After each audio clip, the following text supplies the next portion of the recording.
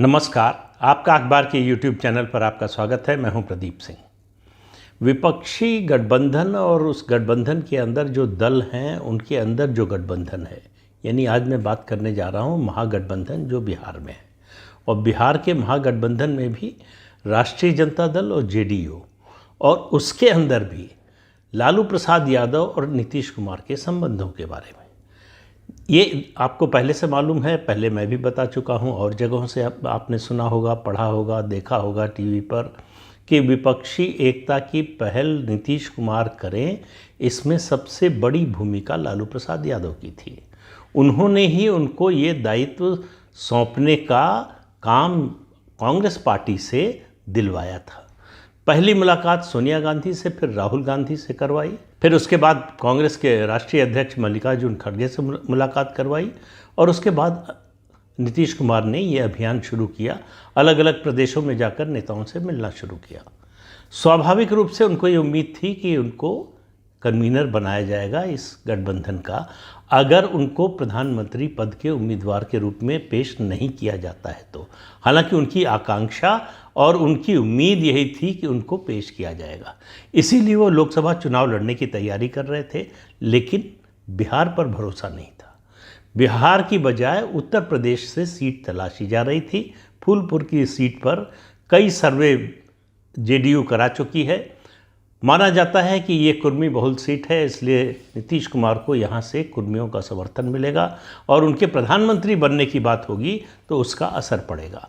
उनको लगता है कि उस तरह का वो प्रभाव, खासतौर से उनके जो सलाहकार हैं, उनके करीबी लोग हैं, वो ये बताते हैं कि उसी तरह का प्रभाव पड़ सकता है जैसा प्रधानमंत्री नरेंद्र मोदी के गुजरात से आकर वाराणसी से चुनाव लड़ने का पड़ा था। हालांकि ये शेख चिल्ली के हसीन सपने जैसा है या मुंगेरी लाल के हसीन सपने जैसा है, लेकिन राजनीति में उम्मीद और ख़ास तौर से इस तरह की उम्मीद ना हो तो राजनीति करना बड़ा मुश्किल होता है। तो नीतीश कुमार को उम्मीद थी या है, और नीतीश कुमार ये चाहते हैं, उनकी महत्वाकांक्षा है, इसमें कोई बुराई नहीं है। लेकिन मैं तो बार बार कहता हूँ, किसी भी नेता की महत्वाकांक्षा जो भी हो, उसको थोड़ा ज़मीनी हकीकत का भी अंदाज़ा होना चाहिए कि वो उसकी जो महत्वाकांक्षा है और उसकी जो वास्तविक हैसियत है, राजनीतिक हैसियत, उसमें अंतर कितना है, क्या उस अंतर को पाटा जा सकता है, ये एक बड़ा सवाल होता है। लेकिन लालू प्रसाद यादव ने अब नीतीश कुमार को सबसे बड़ा झटका दिया है।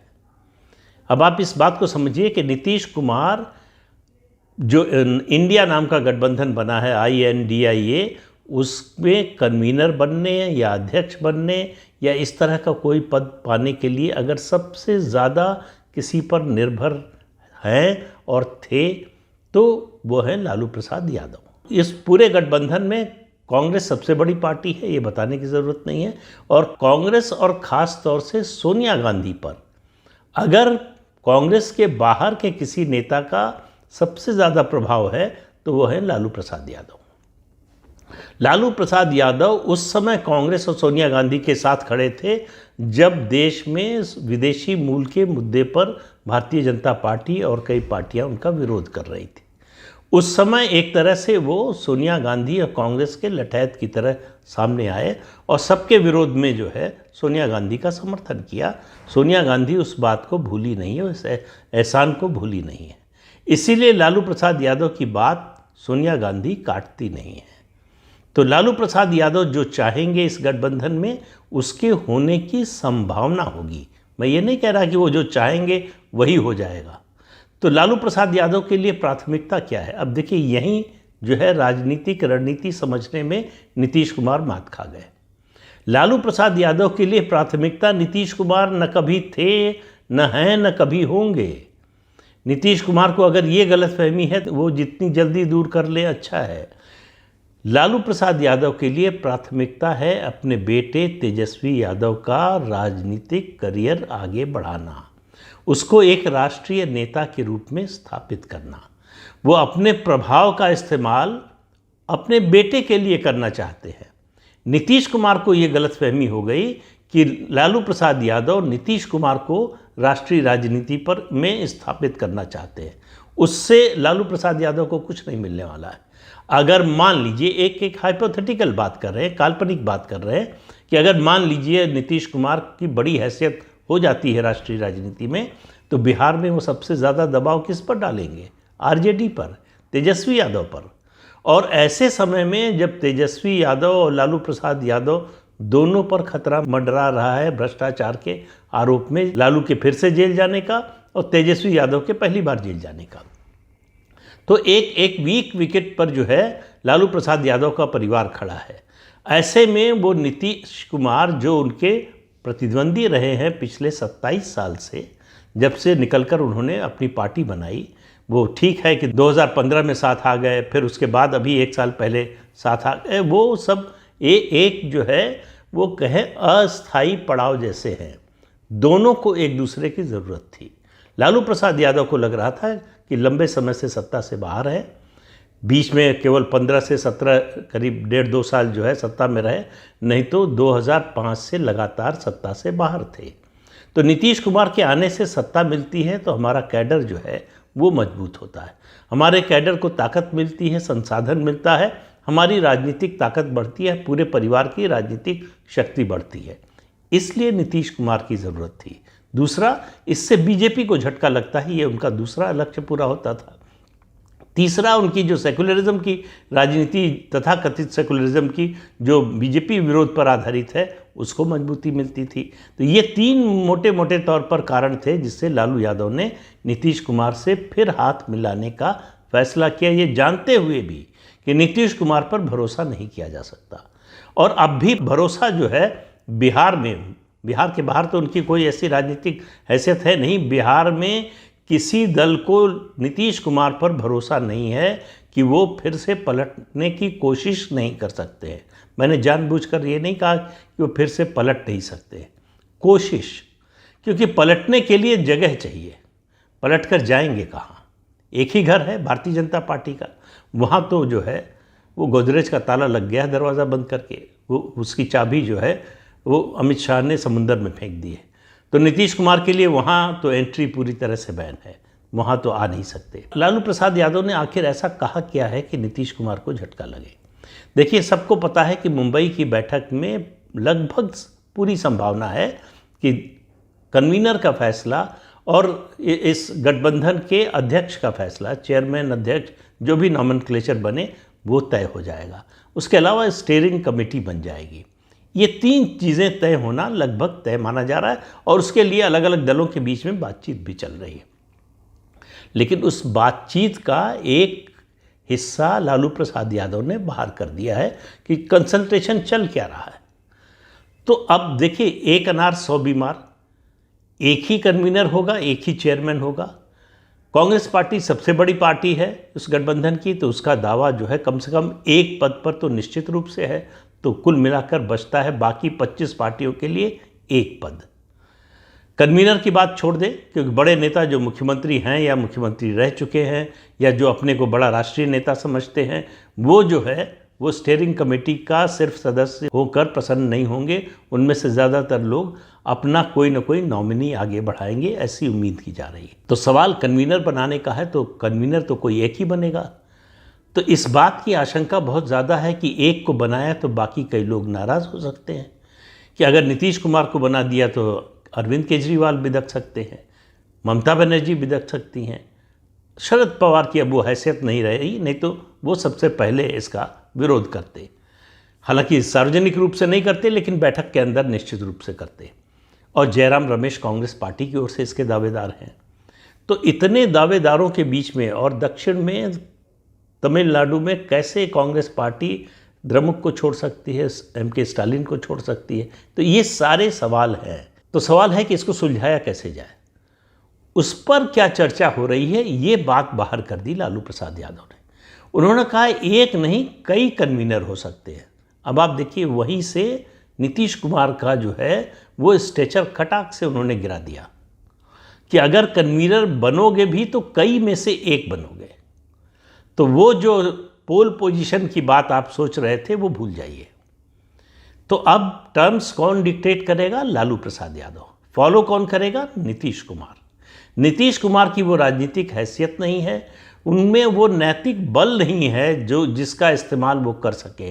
लालू प्रसाद यादव चारा घोटाले में जेल जाने के बावजूद उनकी राजनीतिक हैसियत इस गठबंधन में नीतीश कुमार से ज़्यादा है, ये सबको पता है। और उसका कारण है कांग्रेस और सोनिया गांधी से उनके संबंध। और दूसरी बात कि उन्होंने कभी भारतीय जनता पार्टी से समझौता नहीं किया। 1990 की सरकार को छोड़ दें, जनता दल और भाजपा की जो थी, तो उसके अलावा कभी बीजेपी के साथ गए नहीं। नीतीश कुमार बीजेपी के साथ ही रहे, सत्ता में ज़्यादातर समय उन्होंने बीजेपी के साथ ही बिताया है, केंद्र में सत्ता में रहे, राज्य में रहे। तो नीतीश कुमार जब ये दावा करते हैं बीजेपी विरोधी होने का, तो सब लोग उनकी ओर थोड़ा अचरज से देखते हैं। ये कौन आ गया, ये क्या बोल क्या रहे हैं, ये क्या बोल रहे थे अपने पूरे राजनीतिक जीवन में, क्या बोलते रहे हैं और क्या करते रहे हैं, और अब ये क्या बोल रहे हैं, तो इनका मकसद क्या है। इनका मकसद भाजपा विरोध तो है नहीं, इनका मकसद जो है सेकुलरिज्म जिसको हम लोग मानते हैं उसको मजबूत करना तो है नहीं। तो अगर होता तो इन्होंने तो बीजेपी के साथ उसकी जड़ में मट्ठा ही डाला है। तो लगातार दशकों तक ये काम करने के बाद अगर नीतीश कुमार अब ये कोशिश कर रहे हैं, तो जैसे नया मुल्ला ज़्यादा प्याज खाता है उस तरह से नीतीश कुमार ज़्यादा प्याज खा रहे हैं। बिहार में जो स्थिति है सांप्रदायिक सौहार्द की, उससे बुरी स्थिति किसी प्रदेश में नहीं है देश के। जिस तरह से हिंदू शोभा यात्राओं पर, जुलूसों पर हमले हो रहे हैं, जिस तरह की कानून व्यवस्था है, पूरी तरह से जंगल राज है। जो गठबंधन विपक्षी दलों का बना है उसके लिए सबसे ज़्यादा मुश्किल होगा राजस्थान और बिहार की सरकारों के कामकाज को डिफेंड करना। ये सबसे बड़ा वीक पॉइंट ये दो सरकारें उस गठबंधन में जो दल शामिल हैं उनकी है। तो नीतीश कुमार के बारे में लालू प्रसाद यादव ने कहा कि कई बन सकते हैं और 2-2, 3-3 राज्यों का प्रभार दिया जा सकता है। तो देश में 28 राज्य हैं, तो आप मानकर चलें कि कम से कम जो है 7 या 8, मतलब 3 या ज़्यादा हो सकते हैं, नॉर्थ ईस्ट के कई राज्यों को मिलाकर, 3 से ज़्यादा राज्यों को मिलाकर किसी को प्रभार मिल सकता है। तो कम से कम 5-6 तो कन्वीनर बनेंगे ही। अगर 5-6 कन्वीनर में से एक नीतीश कुमार होंगे तो उनकी हैसियत का आप अंदाज़ा लगा सकते हैं। और नीतीश कुमार के लिए इससे बड़ा सेटबैक कोई नहीं हो सकता, क्योंकि उनका नाम आगे बढ़ाने वाला और दूसरा कोई नहीं है। ममता बनर्जी की नीतीश कुमार की तुलना में अरविंद केजरीवाल के साथ पटरी ज़्यादा बैठ रही है।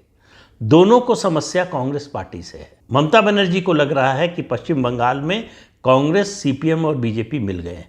बोल रही हैं, खुलेआम बोल रही हैं, कोई छिपी हुई बात नहीं है। आम आदमी पार्टी को इस बात की आशंका है कि कांग्रेस गठबंधन की बात कर रही है, लेकिन आखिरी समय पर धोखा दे सकती है। जिस तरह से अलका लांबा ने अंदर की बात जो है, जो राहुल गांधी ने कही थी, उसको बाहर किया, उसके बाद आम आदमी पार्टी के मन में शंका उठना स्वाभाविक है। और पंजाब में कांग्रेस के वरिष्ठ नेता जिस तरह से आम आदमी पार्टी के खिलाफ अभियान चला रहे हैं, उससे भी आशंका है। हालांकि वो गठबंधन से बाहर नहीं हो रहे हैं। ये असल में ये गठबंधन जो बना है सबका मजबूरी का गठबंधन है। सबको मालूम है कि अकेले अकेले लड़के ख़त्म होने वाले हैं, तो उनको लग रहा है कि एक कोशिश, डूबते को तिनके का सहारा, एक कोशिश कर लें सब मिलकर, शायद उससे बच जाएं। तो ये पॉलिटिकल सर्वाइवल की लड़ाई है, ये गठबंधन उसके लिए बना है। लेकिन पॉलिटिकल सर्वाइवल होगा इसकी उम्मीद, मतलब कम से कम मुझे जो जितना समझ में आ रहा है, राजनीति जितनी दिखाई दे रही है आज की तारीख में, उसमें उम्मीद कम लग रही है। लेकिन नीतीश कुमार को जिस दिन मुंबई की बैठक में, अगर 2 दिन की बैठक है, इसमें घोषणा हुई कन्वीनर्स की, उसी दिन नीतीश कुमार का राजनीतिक कद बौना हो जाएगा। पहले से है, वो विपक्षी गठबंधन में भी बौना हो जाएगा। और ये बात नीतीश कुमार के लिए पचा पाना बड़ा मुश्किल होगा, लेकिन उनके सामने कोई विकल्प नहीं है, वो कहीं जा नहीं सकते। अब लालू प्रसाद यादव उनका सम्मान करें या अपमान करें, उनको रहना उसी गठबंधन में है। उसके अलावा पॉलिटिकल सर्वाइवल नहीं है। जिस दिन वो उस गठबंधन से हटे या जिस दिन वो मुख्यमंत्री पद से हटे, उसी दिन से उनकी पार्टी टूटना शुरू हो जाएगी। ये बात नीतीश कुमार को भी पता है, लालू प्रसाद यादव को भी पता है और बाकी लोगों को भी पता है। तो नीतीश कुमार के लिए ये झटका बर्दाश्त करना बहुत ही कठिन होने वाला है। तो इस अंक में इतना ही। अगले अंक में फिर मिलेंगे किसी नए मुद्दे के साथ। तब तक के लिए अनुमति दीजिए। आपसे अनुरोध है कि ये चैनल देखिए, शेयर कीजिए, लाइक कीजिए और सब्सक्राइब ज़रूर कीजिए। नमस्कार।